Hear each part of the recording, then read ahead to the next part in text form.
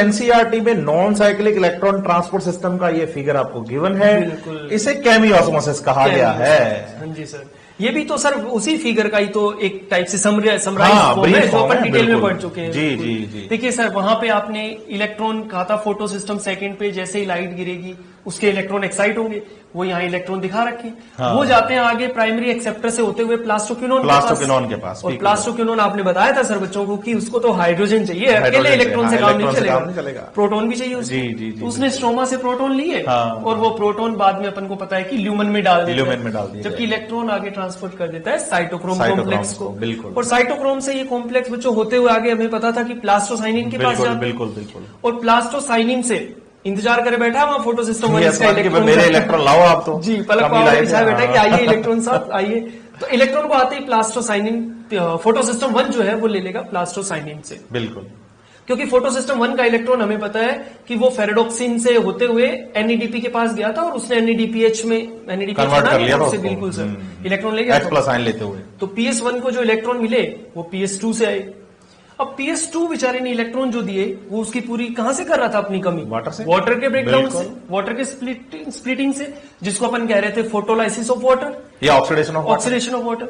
Water टूट के electron तो इसने ले लिए और जो प्रोटॉन बच गए थे वो हमारे ल्यूमन में बच गए, ल्यूमन में आ गए। तो इस ओवरऑल प्रोसेस से क्या हो रहा था कि ये जो थाइलेकोइड की मेम्ब्रेन है इसके अंदर प्रोटॉन्स तो बढ़ते जा रहे थे और बाहर से स्ट्रोमा से प्रोटॉन, जैसे सर ने आपको समझाया, वहां से प्रोटॉन्स की कमी होती जा रही थी। मतलब कि इस मेम्ब्रेन के अक्रॉस, मेम्ब्रेन के चारों ओर, यहाँ पे अंदर की ओर तो प्रोटॉन्स बढ़ते जा रहे हैं और बाहर प्रोटॉन कम होते जा रहे हैं। मतलब प्रोटॉन का एक ग्रेडियंट अंदर क्रिएट होता जा रहा है, डेवलप होता जा रहा है। अब अंदर प्रोटॉन बढ़ते जा रहे हैं, बाहर प्रोटॉन कम हो रहे हैं, इसका मतलब अंदर पॉजिटिव चार्ज बढ़ता जा रहा है, पॉजिटिव चार्ज बढ़ता जा रहा है क्योंकि प्लस चार्ज अंदर बढ़ रहा है। जी, बढ़ता जा रहा है, जिसकी वजह से यहाँ पे क्रिएट हो रहा है हाई इलेक्ट्रोकेमिकल पोटेंशियल ग्रेडियंट, क्योंकि अंदर पॉजिटिव चार्ज बढ़ गया है और स्ट्रोमा में नेगेटिव चार्ज हो गया। बिल्कुल, वहां से कम हो गया ना, नेगेटिव बढ़ गया इसके कंपेरिजन में। अब अंदर जैसे ही आपने बताया था कि इक्विलिब्रियम बिगड़ रहा है जी, तो अंदर जो सारे प्रोटॉन इकट्ठे हो रहे थे वो भागेंगे बाहर की ओर, और भागने के लिए उनको पास है ये प्रोटीन F0F1 पार्टिकल। वहां से H+ आयन जैसे ही बाहर गया तो ये आपका जो F1 पार्टिकल था जिसको एटीपी सिंथेज भी कहते हैं। बिल्कुल, ये बहुत इंपॉर्टेंट और बहुत अच्छी बात सर आपने पकड़ी है बच्चों के लिए कि जो F1 पार्टिकल है उसे एटीपी सिंथेज भी कहेंगे क्योंकि एटीपी उसी में बन रहा है, फॉर्मेशन करवा रहा है, उसी में बन रहा है एटीपी। तो उसने क्या किया था, वहां से एडीपी और इनऑर्गेनिक फॉस्फेट को, मतलब एडिनोसिन डाइफॉस्फेट को और फॉस्फेट को जोड़ करके एडिनोसिन ट्राइफॉस्फेट बना दिया, एटीपी बना दी थी।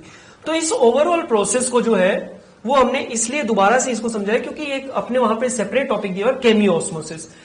तो इस पूरी प्रोसेस के अंदर प्रोटॉन ग्रेडियंट की वजह से एटीपी बन रही है, उसी प्रोसेस को हम बोल रहे हैं केमिओस्मोसिस। बिल्कुल, जिसे पीटर मिचेल साहब ने बताया था कि भाई मेम्ब्रेन्स में इलेक्ट्रॉन ट्रांसपोर्ट सिस्टम की वजह से जब ग्रेडियंट डेवलप हो और उससे जब एटीपी बने तो इस प्रोसेस को केमिओस्मोसिस कहेंगे। बिल्कुल शानदार। अब देख लो बच्चा, एक बात इंपॉर्टेंट बहुत है यहाँ पर कि यहाँ पे जो प्रोटॉन का ग्रेडियंट क्रिएट हो रहा है ना, ये कहाँ और किस किस की वजह से हो रहा है। वैसे तो सर ऑलरेडी आपको बता चुके हैं, तो 3 जगह अपने को यहाँ पे अच्छे से ध्यान रखनी है। पहला तो यहाँ पे प्रोटोन बढ़ रहा है फोटोलाइसिस ऑफ वाटर की वजह से। ये दोबारा इसलिए पढ़ रहे हैं क्योंकि एनसीईआरटी ने अच्छे से A-B-C करके अलग अलग मेंशन किया है पैराग्राफ में। ये बात सबसे इम्पोर्टेंट कि एनसीईआरटी ने मेंशन किया है, तो इसलिए ब्रीफ करना और भी इम्पोर्टेंट हो जाता है बच्चों के लिए, क्योंकि एनसीईआरटी से तो क्वेश्चन आ रहे हैं। बिल्कुल बिल्कुल बिल्कुल। तो पहला स्टेप आपको याद रखना है कि फोटोलाइसिस ऑफ वाटर से अंदर प्रोटॉन्स बढ़ गए जी। दूसरा हमें याद रखना है कि प्लास्टोक्विनोन ये पंप का काम कर रहा है, इसने प्रोटॉन अंदर भेज दिए ल्यूमन में, फिर ल्यूमन में प्रोटॉन बढ़ गए और बाहर से कम हो गए। और तीसरा इंपॉर्टेंट पॉइंट, एनएडीपी वहां से प्रोटॉन लेकर के एनएडीपीएस बना, तो जब एनएडीपी से एनएडीपीएस बनता है तो वो प्रोटॉन्स रिमूव करता जा रहा है। मतलब 2 तो ऐसे पॉइंट है यहाँ पर जहां पे अंदर प्रोटॉन्स बढ़ता जा रहा है और ये पॉइंट ऐसा हो गया जहां पे प्रोटॉन कम होते जा रहे हैं। तो प्रोटॉन ग्रेडियंट जो क्रिएट हो रहा है इन 3 वजह से हो रहा है। 3 वजह से, हाँ। और इस पूरे प्रोसेस को हमने केमिओस्मोसिस कह दिया। साथ ही साथ हमें ये भी याद रखना है कि इस प्रोसेस के लिए कि भाई रिक्वायरमेंट्स भी हैं जी, बिल्कुल, जिनको हमें फुलफिल करना ही पड़ेगा। बिल्कुल, उसके बिना एटीपी कैसे बनेगा। तो वो रिक्वायरमेंट्स क्या क्या है? पहली रिक्वायरमेंट तो हमारे पास है मेम्ब्रेन। अब मेम्ब्रेन मतलब मेम्ब्रेन ये थाइलेकोइड मेम्ब्रेन, हाँ, यहाँ पे थाइलेकोइड है ना जी सर। ये मेम्ब्रेन नहीं होगी तो आप इलेक्ट्रॉन ट्रांसपोर्ट सिस्टम कहाँ करवाओगे, किसके अक्रॉस आप ग्रेडियंट डेवलप करोगे? दूसरा आपको प्रोटॉन पंप चाहिए जी, प्रोटॉन पंप अपने ये प्लास्टो क्यों ले लिया जी, था। अगर ग्रेडियंट आपको डेवलप करना है हाँ। तो ग्रेडियंट डेवलप करने के लिए आपको एक प्रोटॉन पंप की जरूरत है, और वो पंप कौन है? PQ प्लास्टो है। क्यों। तीसरा हमें चाहिए प्रोटॉन ग्रेडियंट। हाँ, अब ग्रेडियंट कहाँ डेवलप हुआ है? ये ल्यूमेन के अंदर ल्यूमेन। ग्रेडियंट के बिना तो आप ग्रेडियंट तोड़ोगे नहीं तो एटीपी कैसे बनाओगे? बिल्कुल बिल्कुल सर। और नंबर 4 पे हमें चाहिए एटीपी एंजाइम, जैसे कि हमने F1 पार्टिकल बोला है। तो ये चारों मिलके अगर काम करेंगे ना हाँ सर, जी। तो एटीपी बनेगा। अच्छा, और इस पूरे प्रोसेस को हम केमियोस्मोसिस मतलब अगर किसी और के पास भी ये चारों उसके पास फैसिलिटी हो तो एटीपी बना सकता है मतलब जी, बच्चों का को- अभी से डाउट क्लियर कर रहे हो आप। हाँ, क्योंकि बच्चे अक्सर यहाँ पे पूछते हैं कि सर अगर ये चारों चीजें कहीं और आ जाए तो कोई और बना देता है क्या? बिल्कुल, तो और हम बिल्कुल। बता भी देंगे बच्चों को कि भाई माइटोकॉन्ड्रिया भी तो ऐसे ही एटीपी बनाएगा। बिल्कुल। माइटोकॉन्ड्रिया में भी इलेक्ट्रॉन ट्रांसपोर्ट सिस्टम पढ़ने वाले हैं हम बिल्कुल। रेस्पिरेशन के टाइम पे। माइटोकॉन्ड्रिया के पास भी ये मेम्ब्रेन होगी, यही होगा proton pump, gradient, proton. ATP, ये ठीक है, उनका प्रोटॉन पंप अलग टाइप का होगा, हाँ, उनका इलेक्ट्रॉन membrane अलग ट्रांसपोर्ट हो सिस्टम सकती अलग है, तरह का होगा, बिल्कुल। लेकिन बेसिक चलेगा केमियोस्मोसिस ऐसे ही कैसे। ये बातें अपन वहां फिर से करने बहुत वाले हैं अच्छे से बच्चों। पढ़ने वाले, लेकिन वहां ये प्रोसेस ऐसा ही रहेगा इलेक्ट्रॉन ट्रांसपोर्ट सिस्टम, लेकिन ये जो मेम्ब्रेन है वो माइटोकॉन्ड्रिया की हो जाएगी, हाँ, प्रोटॉन बिल्कुल। पंप दूसरे हो दूसरे हो जाएंगे। जाएंगे, लेकिन बेसिक जो कॉन्सेप्ट है एटीपी बनाने का वो ऐसे ही रहेगा। चारों, तो इसे केमियोस्मोसिस हम कहेंगे। दूसरा एक छोटी सी बात यहाँ क्लियर कर लें, CF0 और CF1 लिखा गया है, बच्चे आप कंफ्यूज मत होइएगा। हाँ, बिल्कुल, बिल्कुल। यहाँ C से मतलब क्लोरोप्लास्ट है। क्लोरोप्लास्ट है, पहले अपन ने F0 F1 हाँ। लिखा था, अब कहीं CF0 और CF1 लिखा गया तो वो क्लोरोप्लास्ट का जो F0 और F1 पार्टिकल है। जी। तो ये पूरी बात हमने की है non cyclic electron transport system जी। और केमियोस्मोसिस के बारे में। इसके बारे में साथ ही साथ जब non cyclic electron transport system की बात आती है जी। तो non cyclic electron transport system का दूसरा नाम दिया जाता है जेड जेड स्कीम। स्कीम बच्चों, बिल्कुल। जब आप एनसीईआरटी से इलेक्ट्रॉन ट्रांसपोर्ट पढ़ेंगे ना फोटोसिंथेसिस हाँ जी, में, सर। तो वहां पर आपको एक फिगर मिलेगा। जी। इस फिगर के नीचे उसने आपको लिख कर दिया है जेड स्कीम। जेड स्कीम, ये non cyclic electron transport system जो है इसी को ही हमने जेड जेड स्कीम स्कीम बोला है। बिल्कुल। लेकिन बोला कैसे है? रिडॉक्स पोटेंशियल और एनर्जी लेवल के बेसिस पर। तो पहले तो इस फिगर को हम समझ ले कि ये जी, क्या है, बिल्कुल तो सर। उसके बाद हम रिडॉक्स पोटेंशियल की तरफ चलते बिल्कुल हैं। सर। सर ये जो LHC है हाँ जी। ये है PS2 टू का, अच्छा मतलब photo system to to. PS2 का, हाँ जी सर। कारण उसका मैं इसको कैसे पहचान पाया? दोनों जगह LHC लिखा हुआ है। हाँ जी, ये बच्चा कहे सर दोनों जगह LHC लिखा, तो आपने फिर इसको कैसे पहचाना? हाँ जी। तो मैं पहले क्लियर कर चुका हूं पढ़ाते टाइम बच्चों को ये बात कि भाई जो वाटर का ब्रेकडाउन होता है हाँ ना वो जी। PS2 के साथ होता है। बिल्कुल। तो आप देखो ना कि इलेक्ट्रॉन वाटर से आ रहे हैं, किसके पास आ रहे हैं? PS2 के तो बस ये PS2 है बिल्कुल। और ये है PS1। PS1 जी सर, फोटो सिस्टम 1। बिल्कुल। अब PS2 का इलेक्ट्रॉन एक्सेप्टर फियोफाइटिन हाँ, फियोफाइटिन है ना, सर, हाँ जी। तो ये तो हो गया फियोफाइटिन। फियोफाइटिन हो गया, इन शॉर्ट फियो लिख रहा हूं मैं। जी जी सर। और ये PS1 है, इसका प्राइमरी एक्सेप्टर हो गया FES या FRS। हाँ जी, आयरन सल्फर प्रोटीन। बिल्कुल। जी। साथ में ये इंपॉर्टेंट बात और भी हो जाती है बच्चे के लिए कि जो क्लास में पूछ भी लेता है बच्चा जब पढ़ाते हैं कि सर यहां आपने लिखा PS2, हाँ जी, यहां लिखा इलेक्ट्रॉन इलेक्ट्रॉन एक्सेप्टर एक्सेप्टर। और इन दोनों के ऊपर लिखा है फोटो सिस्टम। बिल्कुल सर, इन दोनों को लेवल किया फोटो हाँ, सिस्टम। तो फोटो सिस्टम का ही पार्ट है इलेक्ट्रॉन जी एक्सेप्टर। बिल्कुल, ये बच्चों अच्छे से याद रखना है बच्चों कि प्राइमरी एक्सेप्टर जो है वो इस पूरे फोटो सिस्टम का पार्ट है, इसका प्राइमरी एक्सेप्टर इसके फोटो सिस्टम का पार्ट है। बिल्कुल, क्योंकि फिक्स हो गए ना दोनों के लिए। PS1 के लिए अपना इलेक्ट्रॉन अपना एक्सेप्टर है इलेक्ट्रॉन और PS2 के लिए अपना है। बिल्कुल सर। अब जैसे दोनों पर लाइट गिरेगी हाँ जी। तो लाइट गिरते इसका इलेक्ट्रॉन इसके एक्सेप्टर के पास जी, और इसका इलेक्ट्रॉन इसका एक्सेप्टर के पास लाइट चला तो एक गया। साथ गिरनी है दोनों। बिल्कुल। हाँ। अब इसमें जो इलेक्ट्रॉन्स की कमी आई PS2 में वो तो वाटर ने पूरी कर वाटर दी। ने पूरी कर दी। सही बिल्कुल है। सर, हाँ। लेकिन जो कमी PS1 में आई हाँ जी। वह तो वाटर नहीं पूरा कर पा रहा ना। हाँ, वहाँ ये इससे ले लेगा ना। हाँ, तो फिर वो फियोफाइटिन से ये इलेक्ट्रॉन ट्रांसपोर्ट करवाएगा। बिल्कुल सर। लेकिन हमने ये भी देखा कि जब फियोफाइटिन से इलेक्ट्रॉन PS1 की तरफ जाता है जी। तो बीच में PQ काम करता है, हाँ जी, ग्रेडियंट डेवलप करता हाँ। है और ATP का फॉर्मेशन ATP का करता है। फॉर्मेशन होता है। तो ये इन्होंने शॉर्टकट में मतलब फ्लो डायग्राम में समझा दिया, फ्लो कि चार्ट। भाई यहाँ ATP बन रहा है जी और जो इलेक्ट्रॉन PS1 का था हाँ जी, वो FES के पास गया FES के पास और गया। फाइनली उसको FES NADP ने को लेकर NADPH बना दिया NADPH था। बना लिया था। जी सर। ये तो इलेक्ट्रॉन का फ्लो है जो हम पढ़ के आए हैं अभी, non cyclic electron transport system की बिल्कुल बात सर। करके आए हैं। हाँ जी सर। अब हम बात कर रहे हैं कि इसको जेड स्कीम जेड कैसे स्कीम कहा क्यों हमने। कहते हैं? और वो मैं कह रहा हूं इसको रिडॉक्स पोटेंशियल और एनर्जी एनर्जी लेवल के बेसिस पर बोला गया है। उसके लिए पहले हम छोटी सी बात समझ लें। हाँ जी, एनर्जी लेवल और रिडॉक्स पोटेंशियल की जब भी बात आती है जी। तो हम बताते हैं कि जो रिडॉक्स पोटेंशियल है हाँ जी, वो इनवर्सली प्रोपोर्शनल है एनर्जी। एनर्जी के, बिल्कुल सर। इसका मतलब ये हो गया कि अगर रिडॉक्स पोटेंशियल ज्यादा है हाँ जी, तो एनर्जी कम होगी। बिल्कुल, और अगर एनर्जी ज्यादा है एनर्जी ज्यादा है तो रिडॉक्स पोटेंशियल कम होगा। मतलब उल्टे हैं, एक दूसरे उल्टे के। चलेंगे जी कि बिल्कुल। एनर्जी बढ़ गई हाँ जी। रिडॉक्स पोटेंशियल कम हो गया, रिडॉक्स पोटेंशियल कम हो गया एनर्जी कम हो गई तो रिडॉक्स रिडॉक्स पोटेंशियल बढ़ पोटेंशियल गया, बढ़ गया। बढ़ गया। अब देखिए एनर्जी लेवल की बात करते हाँ हैं। जी, अभी ये मानते हैं कि PS2 और PS1 पर कोई भी अभी लाइट वाइट नहीं गिरी है। हाँ जी, कोई लाइट नहीं। ठीक है, अपनी नॉर्मल कंडीशन के अंदर है, अभी कोई एनर्जी नहीं मिली, कोई लाइट इन पे नहीं गिरी है। नहीं गिरी है तो आप देखिए इनका एनर्जी लेवल कैसा रहेगा, लो रहेगा बिल्कुल सर। अगर लाइट नहीं गिरी है, एनर्जी नहीं मिली है पिगमेंट्स को, तो उनका एनर्जी लेवल क्या है, बिल्कुल लो है सर, कम है ना। अब एनर्जी लेवल कम है तो इनका रिडॉक्स पोटेंशियल हाई होगा। बिल्कुल सर, आपने अभी तो बताया, क्योंकि दोनों एक दूसरे के उल्टे चलते हैं सर।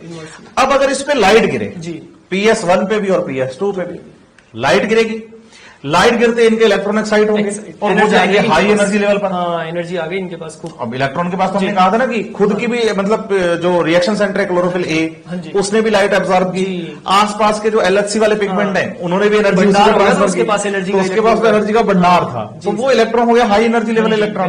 तो यहाँ एनर्जी लेवल क्या है, हाई है। अब हाई एनर्जी लेवल होगा तो रिडॉक्स पोटेंशियल यहाँ कम होगा। तो इनको हमने कहा रखा है हाई एनर्जी लेवल और लो रिडॉक्स पोटेंशियल के साथ। लेकिन अब देखिए इसमें से जो इलेक्ट्रॉन हाई एनर्जी लेवल पर चले गए हैं, इसके इलेक्ट्रॉन तो वाटर पूरे कर देगा, बिल्कुल सही है जी सर। अब इसके पास जो इलेक्ट्रॉन है वो तो high energy level high energy वाले, और इसने अपना इलेक्ट्रॉन इसको दे दिए थे, तो ये तो है ही लो एनर्जी लेवल पे जी। तो फिर इससे इलेक्ट्रॉन इसके पास आएगा जी बिल्कुल, हाई एनर्जी से लो एनर्जी की तरफ। यहां जा रहा था इलेक्ट्रॉन लाइट की वजह से लो से हाई की ओर, और यहां जा रहा है हाई से लो। तो जब जाए लो से हाई, हाँ जी सर, लो से इलेक्ट्रॉन मूव करे हाई एनर्जी की तरफ, तो इसे हम बोलते हैं अप हिल मूवमेंट। जी बिल्कुल। और जब आए हाई एनर्जी लेवल से लो एनर्जी लेवल पे तो इसे बोलेंगे, इसको मैं सर डाउन हिल कह दूं। बिल्कुल डाउन हिल, हाँ जी सर, ये हो गया डाउन हिल। हाँ जी। अच्छा, तो सेम ऐसा ही सर फिर हो रहा है, बिल्कुल। PS1 से इलेक्ट्रॉन जाएगा से फिर हाई की ओर जा रहा है, तो ये तो अपहिल हो गया, ये फिर से अपहिल हो गया। हाँ जी सर। और जब उधर NADP बन रहा होगा तो वो फिर से डाउन हिल हो गया, तो फिर ये डाउन हिल हो गया। जी सर। तो जब इलेक्ट्रॉन रिडॉक्स पोटेंशियल के अकॉर्डिंग हम पढ़ते हैं, एनर्जी लेवल के अकॉर्डिंग हम पढ़ते हैं, तो इलेक्ट्रॉन अपहिल, हाँ जी, डाउनहिल, अपहिल और डाउनहिल। जब भी एनर्जी खर्च हो, इलेक्ट्रॉन जाए high energy level to low energy level तो अपहिल, और जब हाई एनर्जी लेवल से लो एनर्जी लेवल की तरफ आए तो डाउनहिल। अब डाउनहिल में एनर्जी क्या है, हाई से लो की तरफ आ रहे हो ना, तो एनर्जी रिलीज होगी, बिल्कुल सर, रिलीज हो रही है। तो आप हमने पढ़ा है बहुत अच्छे से, बच्चों को ये बात समझाई है कि जब इलेक्ट्रॉन यहां से मूव करते हैं ना तो ATP बनता है, और ATP सेल के लिए एनर्जी है। हाँ बिल्कुल सर, और मतलब जो रिलीज होने वाली एनर्जी थी उसको लेकर के ATP बन गई। बिल्कुल, हमने बनाया भी है। हाँ बिल्कुल। तो ये जब हम पूरा डायग्राम हम स्केल पर देखते हैं, हाँ जी, तो ये हमें लाइक एज ए जेड दिखाई देता है, इसलिए हम इसको बोल देते हैं कि भाई ये जेड स्केल है। मतलब रिडॉक्स पोटेंशियल पे अगर इसको देखें अपन इनके, बिल्कुल रिडॉक्स पोटेंशियल स्केल पर अगर हमको रखा जाए तो ये पूरा का पूरा फ्लो हमें जेड लाइक दिखाई देता है, इसलिए हम इसे जेड स्कीम के नाम से जानते हैं। तो non cyclic electron transport system को हम जेड स्कीम भी कहेंगे। बिल्कुल बच्चों, बहुत अच्छे से सर ने अभी आपको एक्सप्लेन किया कि ये जो नॉन साइक्लिक थी, देखिए इलेक्ट्रॉन यहां से गया और NADPH2 लेके भाग गया, वापस नहीं आया, मतलब नॉन साइक्लिक है। और ATP बन रही है, मतलब नॉन साइक्लिक फोटोफॉस्फोरिलेशन है, उसका दूसरा नाम ही है जेड स्कीम। तो आपको कंफ्यूज नहीं होना है, लेकिन जेड स्कीम है जो रिडॉक्स पोटेंशियल और एनर्जी लेवल के बेसिस पर बताया गया, और ये कोई नया प्रोसेस नहीं है। नॉन साइक्लिक इलेक्ट्रॉन, आप वाली बात बिल्कुल सही आपने बताई बच्चों को कि non cyclic electron transport system को ही बोला गया है जेड स्कीम, तो दूसरा नाम इसी का वही है, लेकिन रिडॉक्स पोटेंशियल स्केल पर आपको वो पढ़ना है। जी सर। अब नॉन साइक्लिक के बाद बात आती है कि हमने बताते टाइम ये बात बोली थी कि भाई साइक्लिक इलेक्ट्रॉन ट्रांसपोर्ट सिस्टम भी चलता है, हाँ जी, है ना। हाँ। अब उससे पहले एक छोटी सी बात बच्चों को मैं क्लियर करना चाहूंगा सर आपके साथ मिलकर, ताकि बच्चों का डाउट बिल्कुल अच्छे से क्लियर हो जाए। बिल्कुल, कि जब हम लाइट रिएक्शन पढ़ते हैं, हाँ जी, अभी हम लाइट रिएक्शन हम पढ़ के आए, non cyclic electron transport system हमने पढ़ा जी। उसमें हमने क्या बनाया, एक तो बनाया ATP और एक बनाया हमने NADPH2, और साथ ही साथ हमने ऑक्सीजन भी बनाया। ऑक्सीजन तो चली गई, लेकिन ऑक्सीजन तो बाई प्रोडक्ट हाँ जी सर, कि भाई जैसा बना वैसा का वैसा एटमॉस्फेयर में चला गया, है ना। तो ये तो आगे यूज नहीं आ रहा, ये तो भाई एटमॉस्फेयर में किया और हमने इनहेल कर लिया, इसको एटमॉस्फेयर में ऑक्सीजन है, ये फोटोसिंथेसिस वाली जी, सही है ना जी सर। अब लाइट रिएक्शन में जो ATP और NADPH2 बनेंगे भी काम आएंगे आगे डार्क रिएक्शन में। हाँ जी सर, अपन बात करके आ चुके हैं लाइट रिएक्शन के प्रोडक्ट ही तो डार्क रिएक्शन में अपन को यूज करना है। और डार्क रिएक्शन में बनेगा क्या, डार्क रिएक्शन में बनेगा जी ग्लूकोज। अब ग्लूकोज का फॉर्मूला बच्चा अगर पढ़ता है तो C6H12O6 हाँ जी सर। जब आप ग्लूकोज का फॉर्मूला देखेंगे तो उसमें कार्बन 6 है, बिल्कुल सही है ना। तो हाँ, CO2 आएगी। ये ग्लूकोज बना दिया हमने। अब एक ग्लूकोज में कार्बन कितने हैं? 6 है सर। तो CO2 कितने आने चाहिए? बिल्कुल 6 चाहिए सर। 6 CO2 आने चाहिए, वरना कहाँ से लाएंगे? अब जब 6 CO2 आते हैं, डार्क रिएक्शन में ग्लूकोज का फॉर्मेशन करते हैं, तो हमें ये भी याद रखना है कि हमें ग्लूकोज फॉर्मेशन के लिए 18 ATP एंड 12 NADPH2 की रिक्वायरमेंट है। 18 तो हमें चाहिए हाँ जी, ATP बिल्कुल। और 12 हमें चाहिए NADPH2। NADPH2 अब ये 18 ATP और 12 NADPH2 बिल्कुल सर। जब डार्क रिएक्शन में काम आते हैं, तभी CO2 से ग्लूकोज मॉलिक्यूल का फॉर्मेशन होता है। फॉर्मेशन होता है। अब 18 ही क्यों होते हैं, 12 ही क्यों होते हैं, वो तुम डार्क रिएक्शन में वो बताएंगे ना, अभी आगे चल के बच्चों अच्छे से पढ़ेंगे। हाँ। क्यों, कहाँ, कैसे का आपको आंसर पूरा मिलेगा, पूरा मिलेगा जब अच्छे से अपन डार्क रिएक्शन पढ़ेंगे। ये पूरी काउंटिंग करेंगे हम अच्छे मतलब से। अभी मैं एक टाइप से आपने मेरे को बता दिया, तो मैं मान लूं ऐसा कि अगर मेरे को एक ग्लूकोज मॉलिक्यूल चाहिए तो मुझे इतनी एटीपी और इतने NADPH2 बनाने हैं। बिल्कुल। हाँ, जो मैं कुछ तो नॉन साइक्लिक में बना चुका हूँ सर। नॉन साइक्लिक में आप ATP और NADPH दोनों बना चुका हूँ सर। लेकिन अब क्या होता है कि ATP की रिक्वायरमेंट ज्यादा है। अगर आप काउंटिंग देखो ना सामने, हाँ सर। तो ज्यादा क्या चाहिए? एटीपी चाहिए मुझे। ज्यादा ATP हाँ चाहिए। जी।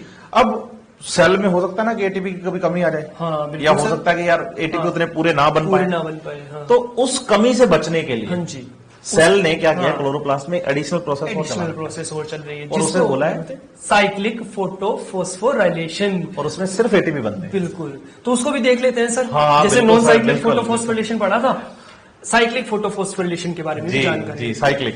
ये कोई नई प्रोसेस नहीं है बच्चों, डरने की बात नहीं है कि नॉन साइक्लिक जो पढ़ा था सेम वैसा ही है, बस थोड़ा सा डिफरेंस है। देखिए वो भी कहां पे चल रही थी, ग्रेना पार्ट के थाइलेकोइड मेम्ब्रेन में चल रही थी, ये भी थाइलेकोइड मेम्ब्रेन में ही चलने वाली है। तो ये जो हमने शो की है ये थाइलेकोइड की मेम्ब्रेन है, और हम पढ़ के आ चुके हैं कि थाइलेकोइड की मेम्ब्रेन तो सर वही फोस्फोलिपिड बाइलेयर है, तो इसमें कोई चेंज नहीं हुआ है। अब जो हम थाइलेकोइड जो अपने मेम्ब्रेन ली है, यहां पर इस बार साइक्लिक फोटोफॉस्फोरिलेशन पढ़ रहे हैं, जिसके अंदर केवल एक ही फोटो सिस्टम काम करेगा सर। फोटो साइक्लिक में सिर्फ एक ही काम करेगा, फोटो सिस्टम 1। मतलब नॉन साइक्लिक में हम 2 पढ़ के आए, दोनों पढ़ के आए। PS1 और PS2, PS2 लेकिन साइक्लिक में सिर्फ PS1 काम कर रहा है। सिर्फ PS1 काम कर रहे हैं। अभी इसके बाद में बात कर लेंगे कि ये कौन सी कंडीशन में चलेगी। हाँ। जैसे एक तो आप बता ही चुके हो, साइक्लिक चलेंगे, साइक्लिक चल रही, जो एक्स्ट्रा ATP अगर वगैरह चाहिए उसके लिए, उसकी रिक्वायरमेंट कमी ना पड़े उसके लिए साइक्लिक फोटोफॉस्फोरिलेशन चल रहा है। ठीक है ना। तो सर ये थाइलेकोइड की मेम्ब्रेन हो गई जिसके अंदर एक ही फोटो सिस्टम काम कर रहा है, अभी यहाँ पे PS1। बाकी मैकेनिज्म एकदम सेम है जैसा अपन पढ़ के आए। पहला स्टेप हमें याद है, सबसे पहले आती है लाइट। पिगमेंट से तो लाइट तो आएगी, ये आई लाइट, और इसने की एब्जॉर्ब, और हमें पता है लाइट एब्जॉर्ब करते ही उसका इलेक्ट्रॉन क्या हो जाता है, एनर्जी का भंडार हो जाता है और एक्साइट हो जाता है। एक्साइट हो जाता है, जिसका पास ज्यादा कुछ आ जाता है वो एक्साइट तो हो ही जाता है। तो लाइट जैसे ही आई, इसका इलेक्ट्रॉन हो गया एक्साइटेड स्टेट में, जिसको हमने बोला है कि वहां पे उसी का प्राइमरी एक्सेप्ट कर लेगा। PS1 का प्राइमरी एक्सेप्टर अपन पढ़ के आ चुके हैं सर, PS1 का प्राइमरी एक्सेप्टर था हमारा iron sulphur protein, iron sulphur protein, जिसको हमने एक और नाम दिया था FRS। इस बार आपसे पहले पूछ लिया बताने से पहले। तो देखिए FRS क्यों कहा, अभी बात करते हैं, क्योंकि FES से जो इलेक्ट्रॉन है ये ले लेगा FD, और FD मतलब फेरेडॉक्सिन। हाँ जी। तो FD के पास ये इलेक्ट्रॉन FES से आया, इसका मतलब FD का रिडक्शन हो गया यहाँ पे, और करवाने वाला कौन है, FES। इसलिए इसको अपन ने वहां पे क्या कहा था, FRS, ferredoxin reducing substance, FRS जी। तो FES मतलब आयरन सल्फर प्रोटीन या फेरस सल्फर प्रोटीन या FRS एक ही बात है। इनसे इलेक्ट्रॉन FD ने ले लिया जी जी। अब FD से देखिए सर, ये इलेक्ट्रॉन जाता है साइटोक्रोम कॉम्प्लेक्स के पास। अच्छा, इलेक्ट्रॉन जो वहां से निकल गया है वो साइटोक्रोम कॉम्प्लेक्स के पास निकल के आया FD से, वो आ गया साइटोक्रोम कॉम्प्लेक्स के पास आ गया, साइटोक्रोम B6 के पास। हाँ जी हाँ जी। अब ये साइटोक्रोम से कॉम्प्लेक्स जो है, इससे इलेक्ट्रॉन जाएगा प्लास्टोक्विनोन के पास। वो प्लास्टोक्विनोन प्रोटॉन पंप। जी, आपने बहुत अच्छे से वहां पे बच्चों को समझाया था सर कि इसका अकेले इलेक्ट्रॉन से पेट नहीं भरने वाला है, इसको तो साथ में प्रोटॉन भी चाहिए, प्रोटॉन भी चाहिए, क्योंकि ये तो हाइड्रोजन को पूरे कैरी करता है ना। तो इसने क्या किया, इलेक्ट्रॉन लेते ही प्रोटॉन ले लिए, और प्रोटॉन लेने की जगह वही है वापस, जी बिल्कुल, स्ट्रोमा से प्रोटॉन को लेकर के ये वापस कन्वर्ट हो गया प्लास्टोक्विनोन, PQH2 में या प्लास्टोक्विनोल में, मतलब इसकी रिड्यूस फॉर्म को अपन प्लास्टोक्विनोल कहते हैं, क्विनोल। तो PQH2 से जो है, यहाँ पे PQH2 जो बन गया, ये आगे ट्रांसफर करेगा अपने इलेक्ट्रॉन्स को। इलेक्ट्रॉन्स तो चले जाएंगे सर साइटोक्रोम कॉम्प्लेक्स के पास जी। और आपने जैसे बताया था कि इनको तो केवल इलेक्ट्रॉन ही चाहिए, प्रोटॉन साइटोक्रोम को इलेक्ट्रॉन से मतलब है, बिल्कुल जी जी। तो प्रोटॉन जो है वो आ जाएंगे वापस से कहां पे, इस थाइलेकोइड की एम्प्टी स्पेस जो कि ल्यूमेन है उसमें। अब सर इलेक्ट्रॉन साइटोक्रोम कॉम्प्लेक्स से वापस वही सीक्वेंस है जो अपन पढ़ के आ चुके हैं कि प्लास्टोक्विनोन से साइटोक्रोम कॉम्प्लेक्स, साइटोक्रोम से आगे जा रहा था प्लास्टोसाइनिन के पास या पीसी के पास, जो कि इस थाइलेकोइड की इनर साइड पे अटैच्ड है। जी जी जी। अभी प्लास्टोसाइनिन जो है, इससे इलेक्ट्रॉन ये वेटिंग में है, पहले से बैठा है, वेट ही कर रहा है इलेक्ट्रॉन का कि भाई मेरा इलेक्ट्रॉन चला गया था, वापस आए जैसे तैसे। तो ये इलेक्ट्रॉन वापस इसके पास घूम करके फोटोसिस्टम 1 के पास आ गया। प्लास्टोसाइनिन से इसने इलेक्ट्रॉन तुरंत ले लिया। इसका मतलब हमने यहाँ पे देखा सर कि ये जो इलेक्ट्रॉन यहाँ से निकला था जी, सुबह को निकला, शाम में लौट के वापस घर आ गया। कहने का मतलब यहाँ से इलेक्ट्रॉन जो गया वो वापस इसके पास आ गया। ये सुबह शाम का मजाक कर रहे हो आप। काम तो तुरंत कर, मतलब बिल्कुल इंस्टेंट हुआ है, मतलब जैसे इलेक्ट्रॉन निकला वैसे इसने इलेक्ट्रॉन ले लिया। तो ये वाली में जैसे आपने कहा था कि जब भी किसी साइकिल का बिगिनिंग और एंडिंग पॉइंट सेम हो तो हम उसे क्या कहते हैं, साइक्लिंग प्रोसेस। तो यहाँ बिगिनिंग पॉइंट भी PS1 है, बिल्कुल, और एंडिंग पॉइंट भी PS1 है। अब देखिए यहाँ पे NADPH तो बना नहीं है, जो इलेक्ट्रॉन गया था वो वापस लौट करके इसी के पास आ गया, PS1 के पास। इसीलिए हम इसे कह रहे हैं साइक्लिक प्रोसेस, साइक्लिक फोटोफॉस्फोराइलेशन। अब देखिए फोटोफॉस्फोरिलेशन का भी क्लियर करते हैं। साइक्लिक तो हम समझ गए। तो ये इलेक्ट्रॉन जब मूव करते हुए इस प्रोटॉन पंप के पास आ रहा था, तो इसका काम तो ये था PQ का, प्रोटॉन ग्रेडियंट डेवलप करवा रहे हो आप सेल्यूलर में। इसने ल्यूमन के अंदर प्रोटॉन्स भेज दिए। अब एक ही इलेक्ट्रॉन तो ऐसा है नहीं, जाएगा नहीं। आपने जैसे कहा था सुबह लाइट आई तो क्या वो आके रुक जाएगी? नहीं, कंटिन्यू करेगी ना। तो वैसे लाइट्स इसके पास आती जा रही है, ये इलेक्ट्रॉन्स ट्रांसपोर्ट करता जा रहा है, कंटिन्यू साइक्लिंग चलता जा रहा है। बिल्कुल कंटिन्यूअसली प्लास्टोक्विनोन यहाँ पे प्रोटॉन्स की कॉन्सेंट्रेशन को बढ़ाते जा रहा है। तो ल्यूमन में यहाँ पे क्या क्रिएट हो गया, वापस से प्रोटॉन ग्रेडियंट हो गया। और जब भी अपन को पता है, सर ने बताया था कि इक्विलिब्रियम बिगड़ता है तो वापस से बैलेंस करना पड़ेगा उसको। तो ये जो प्रोटॉन्स है ये क्या करते हैं, वापस से बाहर आएंगे और वही हमारा F0 F1 पार्टिकल जो है यहां से, तो ये F1 से होते हुए F0 से होते हुए प्रोटॉन्स बाहर आ गए स्ट्रोमा के अंदर सर वापस, मतलब वो इक्विलिब्रियम मेंटेन कर रहे हैं वापस। तो अंदर जो ज्यादा प्रोटॉन की कॉन्सेंट्रेशन थी वो वापस स्ट्रोमा के अंदर आ गए बैलेंस करने के लिए, जो इक्विलिब्रियम बिगड़ गया था वो दोबारा फिर से H+ बाहर आ रहे हैं। और आपने वहां बताया था कि जब भी प्रोटॉन ग्रेडियंट ये वापस टूटता है, यहां से जो प्रोटॉन्स मूव करते हैं, तो इसमें conformational changes F1 particle active हो जाता है। ATP बनने का प्रोसीजर वही है, सेम नॉन साइक्लिक वाला, बिल्कुल वही प्रोसेस है। एक बार बस आपने यहाँ पे प्रोटॉन भर दिए, उसके बाद में ATP वैसे ही बननी है। F0 से जब क्रॉस करेंगे तो F1 पार्टिकल का कॉन्फॉर्मेशनल चेंज होगा, वो एक्टिव हो जाएगा और उसने ATP बना देना। जी, उसने क्या किया, ADP के साथ वापस से इनऑर्गेनिक फॉस्फेट को जोड़ करके एडिनोसिन ट्राइफॉस्फेट या ATP बना दिया। और जब भी फॉस्फेट जुड़े तो फॉस्फोराइलेशन। और यहाँ पे जो फॉस्फेट जुड़ रहा था उसमें इलेक्ट्रॉन साइकिल के पाथ में मूव कर रहे हैं, इसलिए हम इसे साइक्लिक फोटोफॉस्फोराइलेशन कह रहे हैं। बिल्कुल, तो ये नॉन साइक्लिक की तरह ही है, बस इसमें डिफरेंस अपन को 2-3 ध्यान रखने हैं कि साइक्लिक फोटोफॉस्फोरिलेशन में वाटर का फोटोलाइसिस नहीं हुआ, क्योंकि PS2 काम नहीं कर रहा। PS2 काम ही नहीं कर रहा, वाटर का ब्रेकडाउन PS2 के साथ। बिल्कुल सर, आपने वहां बताया था कि उसके पास OEC है, PS2 के पास वही वाटर का ब्रेकडाउन करता है। यहाँ तो PS2 है ही नहीं, तो वाटर का ब्रेकडाउन नहीं हुआ। दूसरी बात, यहाँ पे NADPH2 का फॉर्मेशन नहीं हुआ। हाँ जी, NADPH का, लेकिन नॉन साइक्लिक में NADPH का फॉर्मेशन हुआ था। तो और तीसरी बात ये कह सकते हैं, यहाँ एक ही फोटो सिस्टम काम कर रहा है, वहाँ दोनों काम कर रहे थे। वहाँ वाटर टूट रहा था नॉन साइक्लिक में PS2 के साथ, तो ऑक्सीजन निकल रही थी। यहाँ वाटर टूटा नहीं तो ऑक्सीजन भी नहीं निकले, ये भी डिफरेंस हो गया जी। अगर सिमिलरिटी पूछ ले तो वहाँ ATP बन रही थी, यहाँ भी ATP बन रही है। वहाँ भी PS1 काम कर रहा था, यहाँ भी PS1 काम कर रहे हैं।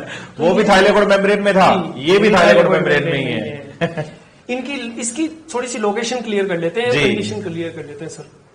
जैसे देखिए, आपने वहां पे बताया था सर कि जो थाइलेकोइड की मेम्ब्रेन है ये एक के दूसरे के ऊपर ऐसे अरेंज है, अप्रेस्ड और नॉन अप्रेस्ड पार्ट आपने बताया था। तो अप्रेस्ड पार्ट में तो यहाँ पे है PS2, और जो ओपन सरफेस है, खुली सरफेस है, एक्सपोज्ड है, जो वहां पे क्या चल रहा है हमारा PS1। अब NCERT बच्चों एक लाइन और लिखती है यहाँ पे, वो बात आपको बस अच्छे से ध्यान रखनी है। ये जो स्ट्रोमा लेमिला है, आपको पता है, तो सर ने बताया था कि पूरा एक्सपोज पार्ट है, एक्सपोज है PS1, तो केवल एक ही PS1 ही है। ये देखिए फोटो सिस्टम 1 ही है। और दूसरी बात, इस स्ट्रोमा लेमिला के अंदर NADP रिडक्टेज एंजाइम जो है वो भी नहीं होता। अब देखिए सर, जो FNR के साथ मिलकर NADP का फॉर्मेशन कर रहा था, वो एंजाइम स्ट्रोमा लेमिला में नहीं है। मतलब जो अकेली थाइलेकोइड थी, 2 ग्रेनम उसको जोड़ने, ग्रेनम को जोड़ने वाली, बिल्कुल सिंगल बीच में जो थाइलेकोइड थी, बहुत शानदार बात बताई सर आपने पहले ही बता चुके उनको कि वो तो एक्सपोज पार्ट है एकदम चारों तरफ से। तो वहां तो फोटो सिस्टम सेकंड भी नहीं है और एनएडीपी रिडक्टेज भी नहीं है। इसका फोटो सिस्टम सेकंड भी नहीं है और एनएडीपी रिडक्टेज भी नहीं है। इसका मतलब यहाँ पे कौन सी प्रोसेस चल सकती है फिर? कौन सा ऑप्शन? Cyclic photophosphorylation. तो अगर पूछ ले बच्चों स्ट्रोमा लेमिला के अंदर कौन सी प्रोसेस चलती है, तो साइक्लिक फोटोफॉस्फोरिलेशन। लेकिन यहां पे तो नॉन साइक्लिक भी चल सकती है।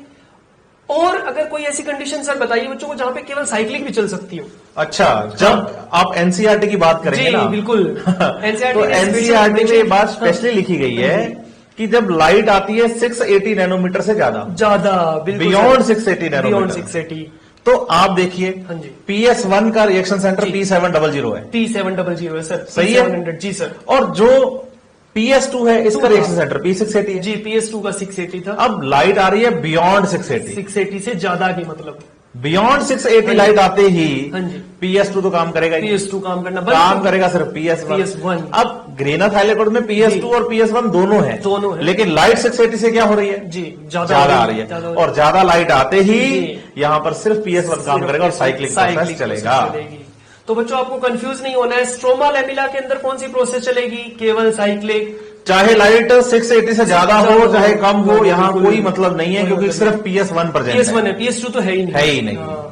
और अगर ग्रेना पार्ट में पूछ ले तो दोनों प्रोसेस चल सकती है, साइक्लिक भी चल सकती है और नॉन साइक्लिक भी चल सकती है। तो सर हमने ओवरऑल देख लिया कि आपने बताया था नॉन साइक्लिक फोटोफॉस्फोरिलेशन, जिसके अंदर एटीपी बने थे, NADPH बने थे। अगर एक्स्ट्रा कुछ बची कुछ एटीपी की रिक्वायरमेंट चाहिए तो वो पूरी कर देगा साइक्लिक भी हमने साइक्लिक चलाया इसलिए गया है, जैसा आप एनसीईआरटी पढ़ेंगे तो एनसीईआरटी कह रही है कि जब आप डार्क रिएक्शन में एटीपी और NADPH2 के नंबर्स को काउंट करते हैं या पढ़ते हैं तो एटीपी की रिक्वायरमेंट ज्यादा है। तो इट इज प्रोबेबली लिखा है एनसीईआरटी में, it is probably to meet this difference. ये इन दोनों के बीच का जो डिफरेंस है कि ज्यादा एटीपी चाहिए, कम NADPH चाहिए, तो कभी एटीपी ज्यादा चाहिए तो उसकी कमी ना रह जाए। इस चक्कर में इन्होंने क्या साइक्लिक को भी हाथ चला रखा है। बच्चा कहता था कि भाई नॉन साइक्लिक से मेरा एटीपी और NADPH दोनों मिल रहे हैं, फिर इसकी उससे ग्लूकोज बन रहा है, फिर इसको क्यों चला रखा है? तो उसका आंसर आपको एनसीईआरटी दे रही है कि कोई एटीपी ज्यादा चाहिए, कभी अगर कमी ना रह जाए एटीपी की। इसलिए साथ में क्या चलता जा रहा है? साइक्लिक प्रोसेस को भी आज चलाया गया है और स्ट्रोमा लेवल में चलता है। नॉन साइक्लिक से हमने क्या बनाया? एटीपी और NADPH2 और ऑक्सीजन, लेकिन ऑक्सीजन तो बाई प्रोडक्ट था। अब एटीपी और NADPH2 है, अब नॉन साइक्लिक से तो एटीपी और NADPH2 दोनों मिले, बिल्कुल, और साइक्लिक से एटीपी मिले। अब इस एटीपी और NADPH2 का यूज करते हुए हम चलाने वाले हैं डार्क रिएक्शन, और डार्क रिएक्शन से बनाने वाले हैं ग्लूकोज। फूड कैसे बनता है, कैसे स्ट्रोमा में डार्क रिएक्शंस होती हैं, ये हमारा इससे आगे का टॉपिक है। मतलब हम आज एक पार्ट पूरा खत्म कर चुके हैं फोटोसिंथेसिस। हाँ, लाइट रिएक्शन वाला पोर्शन। अब हम डार्क रिएक्शन की तरफ बढ़ेंगे। डार्क रिएक्शन की तरफ जी।